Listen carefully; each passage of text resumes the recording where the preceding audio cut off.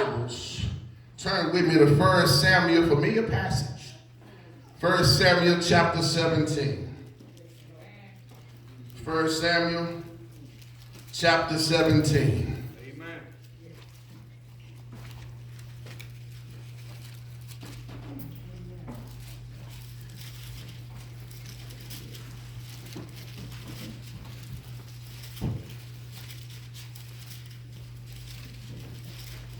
And we'll start with verse 32.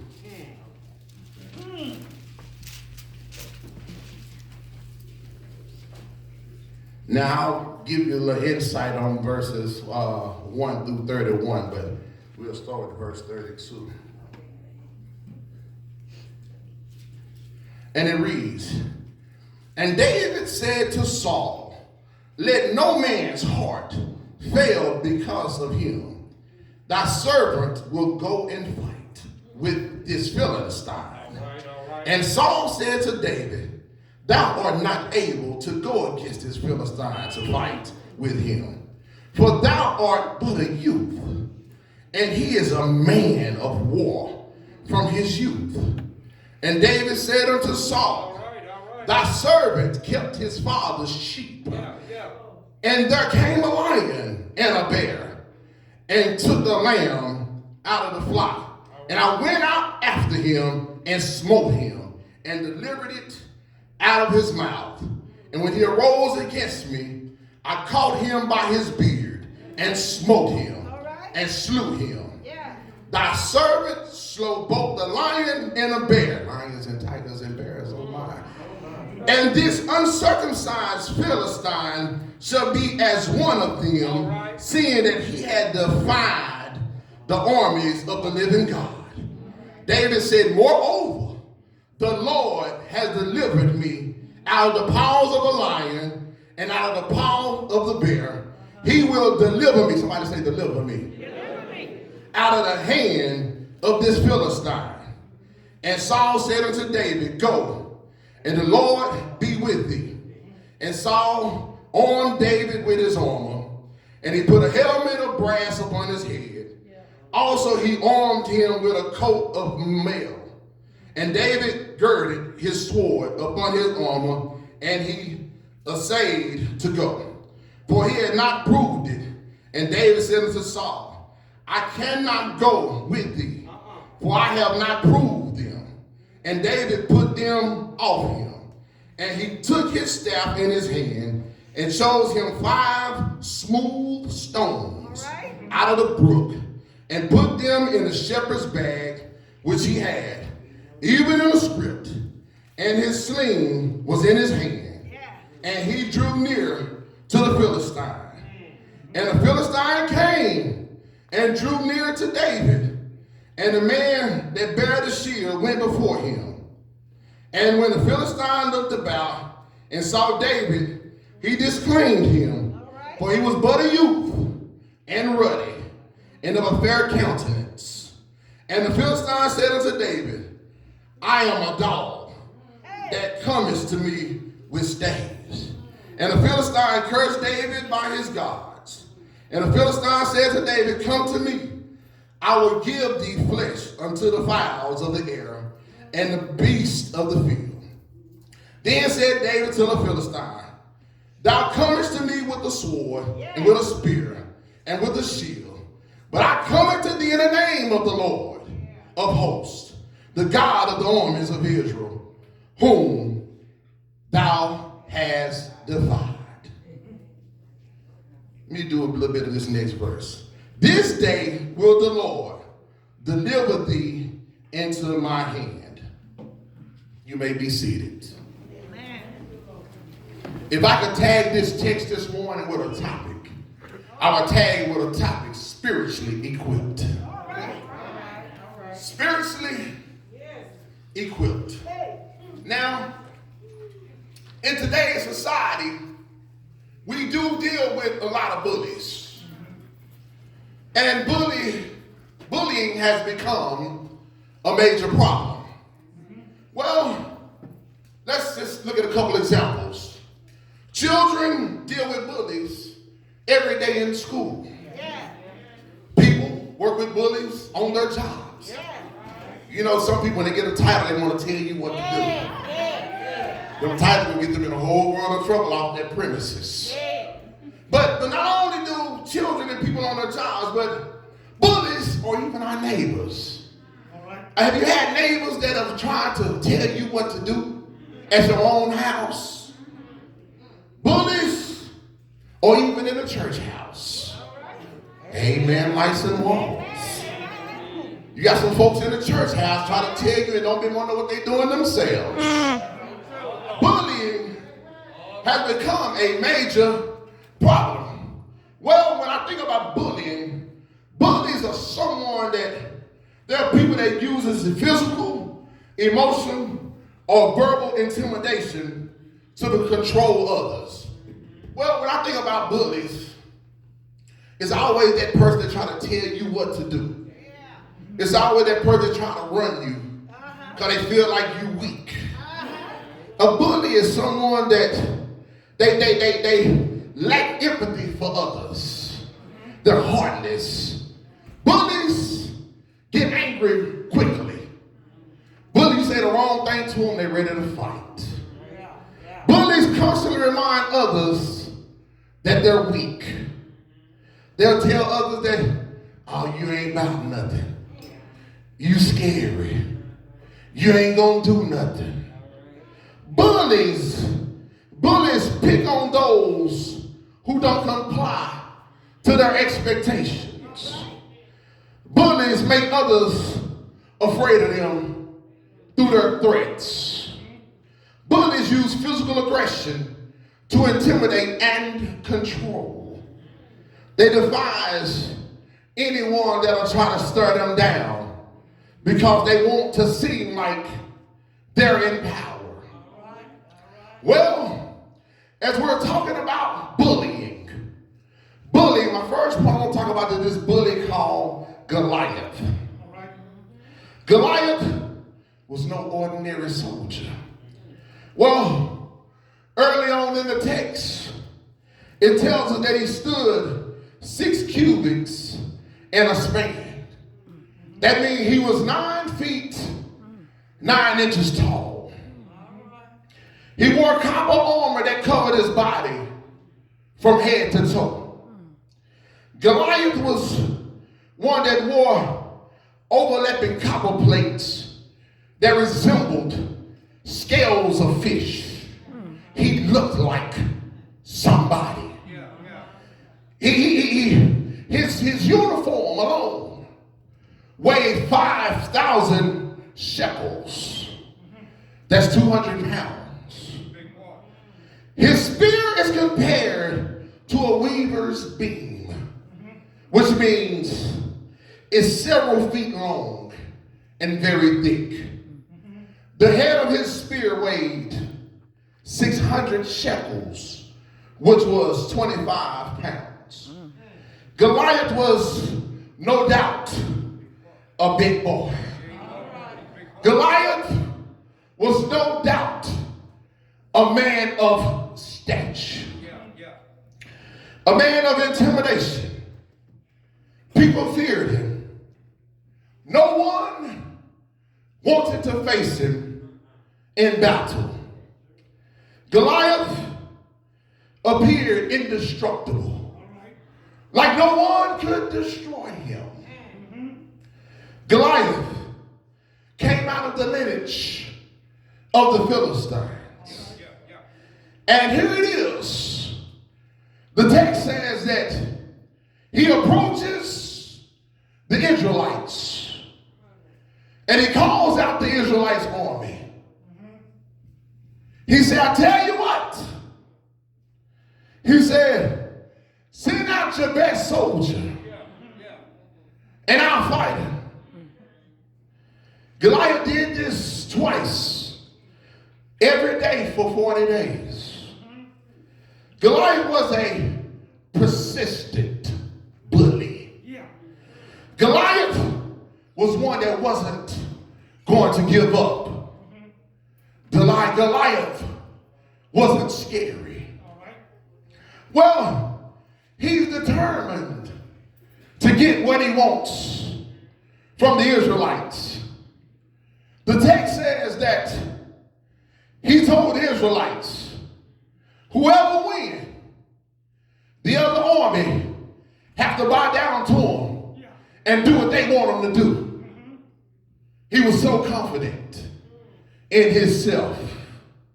Well, I think I've told you enough about the bully. Can I talk to you about the believer? Yes, sir. Yes, sir. I want to talk to you about the believer. Well, Israel saw Goliath as standing between them and what they wanted. But there is a believer by the name of David that said that Goliath was standing between God and what God wanted. David said, for who is this uncircumcised Philistine that he should deny the armies of the living God? To David, this issue was bigger than Saul. It was bigger than the army of Israel. It was bigger than all of them put together. To David, this issue was about the glorifying of God. And here it is. David realized that this is bigger than even me. But I'm down for the cause because who I'm connected to. Well, David didn't just start believing. Can I backtrack to Samuel chapter 16? Well, in chapter 16, God told Samuel to go to the lineage of Jesse and pick one of his sons. One of them I have anointed to be the king. One of them I've chosen to be the next king. Well, Samuel said, who am I to go? Because Saul will kill me. One thing about it, you can't question when God tell you to do something. Get that who am I stuff out your mindset. When God tell you to move, move. Just like that. Samuel goes. He goes to Jesse. And when he gets to Jesse, he says, one of your sons have been chosen to be anointed as the next king. Well, Jesse brought all these other sons ahead. Fine stature. God said, no, that's not him. God said, I don't look at the outside. I look at the heart. So here it is. He said, he brought all the 7 sons. He said, whoa, Jesse. You got to have at least one more son. Well, I got the little runt out back tending to the sheep. Well, Saul said, I'm going to stand here. Samuel said, Samuel said, I'm going to stand here till you go get him. Here it is. David, the believer, was doing what God told him to do. And that was tend to his sheep. When he brought David in, Samuel said, that's him. I'm going to anoint him. He said, because he's a man after God's own heart. What I like about the text says in chapter 16 that once he anointed David, David went back outside and tended to his sheep. What does that tell you? Even though God told you to do something, he anointed you, you still got to do what? Be about his business. And that's what you're chosen to do. And that's tend to your sheep. So David said, listen, I've been on this battlefield for quite some time. I'm ready for this. So here it is. This believer says, you know what? these obstacles I can stand. And Goliath is not about to be this obstacle between God and God's people. Goliath got to go. I'm not going to let this man-child tell us that he's going to destroy us, and we got to fall up under the leadership of the Philistines. That's the man after God's own heart. I tell people all the time, some situations, if you're scared, you can't get in a battle. That's why everybody can't go to the army. Well, That's why everybody can't go to the Marines. Everybody ain't ready. They talk that talk, but ain't gonna walk that walk. So here it is. David says, it's time that this bully gets defeated. He goes to Saul. He says, Saul, I want to fight the giant. So Saul looks at him and says, little man, do you know what you're saying to me? He said, I want to fight the giant. I'm equipped for this. He said, have you seen Goliath? Do you realize how big this man is? Do you realize what you're saying? Do you realize? Yeah, I know exactly what I'm saying. He's already prepared. He said, you know what? I tell you what. Let me go on out here and let you get yourself killed. I'm going to put you on my armor. And he put little David on all that armor. David couldn't move in that stuff. David, he tried his best to walk in there. So he said, no. He said, I can't do that. As a believer, I got to fight with what I know how to fight with. He said, can I remind you something, Saul? I'm the same person that killed a lion that attacked my flock. I'm the same person that killed a bear that attacked my flock. So I know what it takes. I can't use your armor. I got to put on the full armor of God to fight this fight. Look at your neighbor and say, this battle is not yours. It's the Lord's. Well, we've talked enough about the bully. We've talked enough about the believer. Well, can I talk to you about the battle? Well, David was a shepherd. A shepherd's weapon is different from a person in the army's weapon. All right. Well, David decides to fight this fight. I gotta use tools that I'm familiar with. That's right. You can't give me a sword. I ain't familiar with that. You can't give me a gun. I ain't familiar with it. I gotta use tools for a shepherd. He said, all I need is my shepherd's bag and my sling. Now David was ready to go meet Goliath. On the way, he stopped by a brook.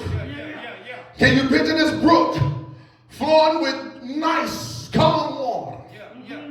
He chooses 5 small stones and he put them in his sling to take with him. So he says, you know what? I'm going to grab these 5 stones. I'm armed and I'm dangerous. Because I got what I'm familiar with. He took the stones. He was ready to go and fight Goliath. David was ready, and he goes and he sees Goliath, and he thinks about, I'm going to this man.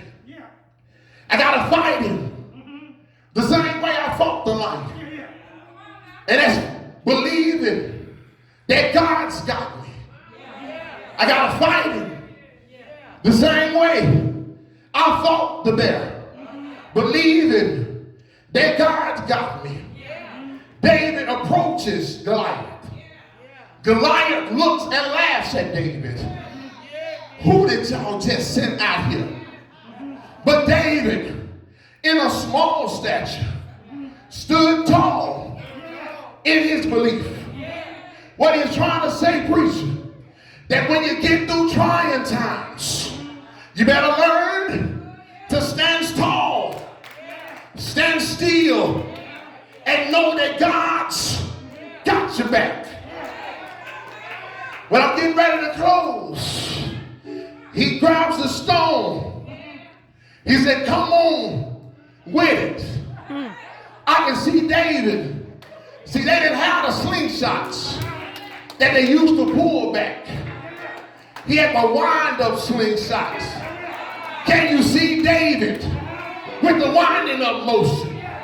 Can you see David saying, the bigger you are, the harder you're about to fall?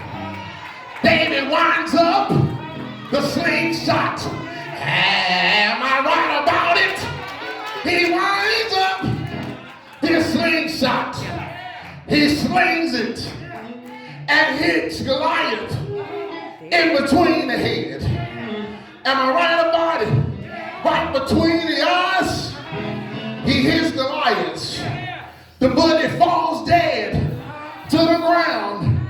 Well, to be sure that the bullet was dead, David goes over, grabs Goliath's sword, grabs the sword, and cuts off his head.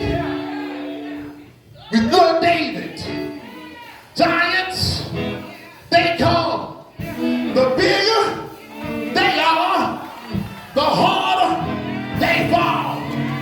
I'm trying to close this thing out, y'all. David walks off with the bullet's head and the bullet's sword in the other hand. Am I right about it? If David was here, I could hear him singing, victory is mine. Victory is mine. I told Satan, get thee behind. Victory is mine. I'm trying to close this thing. I'm reminded of a story of a little boy that kept getting bullied at school. The little boy would come home every day huffing and puffing because he's tired from running from the bully. His daddy said, tomorrow you're going to stand up to the bully. The little boy said, Daddy, he way bigger than me. Daddy, the bully big. Daddy, I can't whoop him. The daddy said, son, do what I tell you. Stand up to the bully. So on the way home, the next day, the little boy was walking. All of a sudden, the bully approached him. The bully said, boy, let's fight. The boy said, man, I can't go home. Because daddy said, I got to stand up to him. The boy turns around. He said, well, come on with it. As the bully approached him, his daddy stepped from behind